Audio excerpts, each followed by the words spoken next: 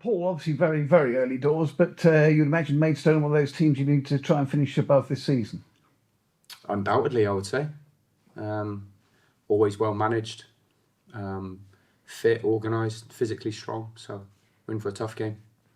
Yeah, and I mean, we all know about the heartache that Torquay suffered last season, but I mean, I suppose Maidstone may well be feeling a little bit of that as well themselves. They did make the playoff final, didn't they? Yeah, they did. They did. Like I said, they're well managed. Really good club, and always have good players. So we know we're in for a tough game, definitely. What do you need to do to beat them? We need to worry about ourselves. We need to do what we're good at. We need to go there full of confidence and ready to play. What did you learn from the opening game against Enfield? I learnt that we can do some things very, very well, and there's other things we need to work on. Never get too carried away by anything, and never get too low by anything. So I don't think I learnt anything that I didn't already know before the game. At what stage, I mean, obviously, there were a number of changes made to the squad over the summer, as indeed all sides will have done. At what stage does that really start to bed in and everybody, the left back knows exactly where the left winger is going to go and that sort of thing? How long does that normally take? I don't think you can put a specific time frame on it. I think there's definitely good signs I'm seeing, and we're definitely way ahead of where we were this time last year, as in those relationships on the pitch. And I think if you go in, case in point, it's Saturday, you could see some real good bits of link-up play, and you could see some bits where it was a little bit disjointed. But it's overall, I'm very, very happy with everything.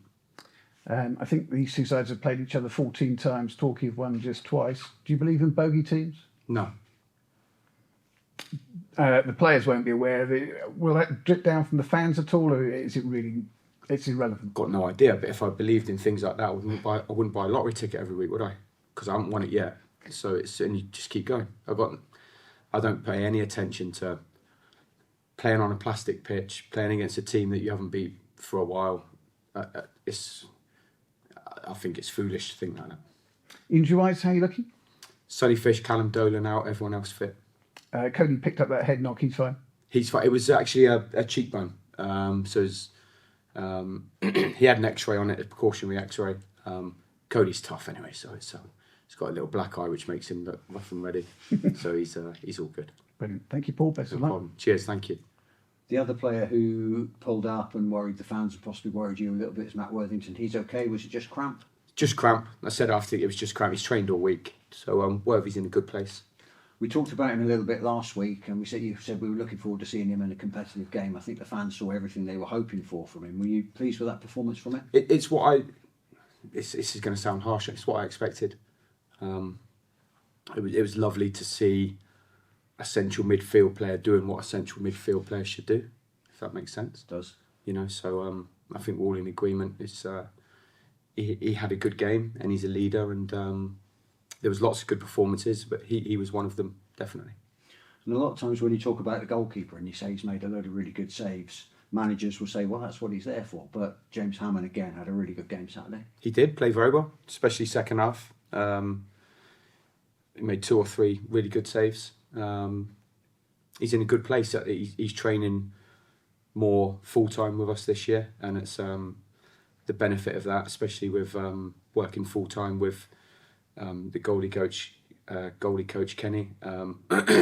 Kenny's getting real good work into him, and I think you can see it physically. He looks better as well, and I think he's maturing all the time, which is, you don't even say that very often about Hammy, but he's in a good place. He's in a good place. Just one more from me. A load of times over the last year or so, we've been saying to you, you must have really enjoyed that, and you've said, I never enjoy a football match. You did let it slip in your post-match that you enjoyed the first half. You sat down on the box and quite enjoyed yourself. You reasonably relaxed. I did. I still got a lot of steps in on my watch though, so I wasn't sat down all the time. But I was relaxed second half as well. I've watched the game back twice. It wasn't constant pressure. We had multiple chances to put the game to bed. Hammy's made a couple of good saves, but take another 45 of those, wouldn't you? Louis Dennis, I thought, had a really good game. Obviously, another one that you've brought in with high expectations, but he took his goal really well, didn't he? I mean, it was a little touch off Cody's head, and it just set off, and it's a lovely strike as well. Yeah, he's a good player. Yeah, He's a really good player. Experienced as well. He's a really good player. He's experienced. We spoke about the other day as well about, I hate like the DNA of Torquay now, and he fits into that perfectly. He's a great guy, brilliant around the changing room. Trains properly, looks after himself. You can tell he's been at a high level, the way he looks after himself, the way he trains, the way he conducts himself. And the beauty of it, to top it all off, he can play a bit of football as well. So I've been really impressed with him. It wasn't the easiest strike to get right either, was it? No, because he was stretching for it a little bit, wasn't he? Yeah. So you're right. Technically, it was a good finish. We spoke the last 2 weeks about the better depth of the squad. How's that working out in training? Because there are 2 or 3 or 4 or 5 people each week are going, must be already thinking, I know we're only one game in, aren't we? But the dynamics of that. I haven't had a knock at the door yet. You haven't. Not yet. That's a much better way of putting it. Every time someone knocks on my door, I just jump under the desk. So no, it's no, you're quite right. It's just it's part of the job, and it's that's the starting 11 that I felt could get something out of the game. Fortunately, I was proved right. There's a few things whirring about in my head, and away at Maidstone, maybe a different. Not sure yet, but you're quite right, and I will have unhappy players at some point. It's too early in the season to be there yet, but you're quite right. And then how I deal with that is I try and be I am as honest as I can be. Sometimes that's not the right answer they want to hear, but being an ex-player, if I ever got fobbed off by a manager, I always felt a little bit let down, a little bit hurt by that. Whereas if it was black and white, I might disagree with it, but it's much easier to take. Also, if players see quality players coming in and maybe taking their place, and that team winning, you must have been in that position where, all of a sudden you're on the bench, but the team's won 3-0 the previous week and whatever it is, and you've got a hella good player in the spot that you're trying to get. It's a little bit easier to take. Absolutely. And what it does do, Dave, is it increases the standard of training, because those players, they want to get back in the team, so they train even harder. And we spoke last week, didn't we? The days of someone playing 46 they're over. It's very rare now. And the boys who are not in the starting 11 last Saturday and this Saturday coming, they're going to play loads and loads of games. Yeah. Did you have a little cast around the results around the rest of the division on Saturday night, or is it, day one much too soon to be going, they've done this and they've done that? Yeah, it's too soon for that, but it's I always have a look. Yeah. There's always a few results I always look out for, and then always go through our league. It's been a busy week actually, and then I went, so I did that, and then Monday I went to watch Bournemouth Huddersfield under 21s at Bournemouth. Tuesday night I went to watch Matty Carson play for Weymouth against Plymouth Parkway. Which ain't really a scouting mission, it's about 5 minutes from my house. And I watched Truro Southampton yesterday, so it's been a busy week. How's Matty getting on? So in his first game he did exceptionally well, and on Tuesday night he scored a goal, and Weymouth kept a clean sheet. So the reason spoke about the reason for Matty going out is it's a 28-day loan and it's game time. He's already played 2 90 minutes that he wouldn't have played here, so it's beneficial at the moment. Back to Saturday, Paul, was it the plan to get off to such a good start? Do you do that in certain games, or did it just... It's always the plan. That plan doesn't always work out. I think there's 2 team talks go on in football at 5 to 3 on a Saturday. I think the home team saying let's get off to a fast start, and the away team saying keep them quiet and slow it down. So, which Enfield did to start. They took it forever doing goal kicks and throw-ins and stuff. And when you score the first goal, it's a really, really big thing, scoring the first goal in football.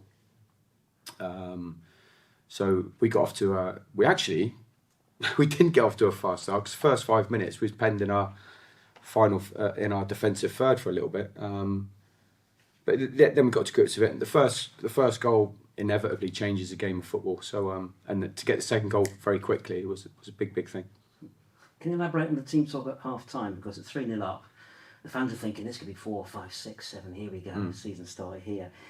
What are the feelings of the players when they came in at 3-0? Is there a feeling of job done at all, and how do you address that? I don't know their psyche at half time, but there could have possibly been that. It's a real cliche, isn't it? But no two halves are ever the same. So if you're 3-0 down at half time, you're coming in, you're probably giving your players a bit of a rocket, and you're probably telling them to get a little bit closer and try and score the next goal, and at least let's make a fight of it, which is what Enfield did. It's just we spoke about just not letting them score, really. It wasn't so much about going and getting more goals. I felt like that would have come, but for whatever reason it didn't. And look, I'm hearing an awful lot about it could have been this, could have been that. It wasn't. We got 3 points. It's the first game of the season, so yeah, I was happy Saturday night. You'd probably have taken 3-1 at 10-3. Yeah, all day long. Debut of multi-ball, wasn't it, on Saturday? Yeah. I listened to the radio commentary. It sounded as though you weren't overly happy with the way that was going in the first half. How do you see it? I mean, it's theoretically probably a good thing for an attacking side, isn't it, to keep the game running? What are your thoughts on that? And what happened on Saturday? Well, I'm a fan of it. I think it's a good rule change. I do. It wasn't so much the multi-ball I wasn't happy with. It was... So Enfield's biggest threat on the day was a long throw. And when you take the throw in from 10 yards from where the ball goes out, it makes a big difference. So on Saturday, it was just... I was in the dugout, the ball came out right by my feet and it stayed there. Enfield player picked up the ball from the cone on the multi-ball and took the throw in probably more than 10 yards further down the pitch. The ball ends up in our box.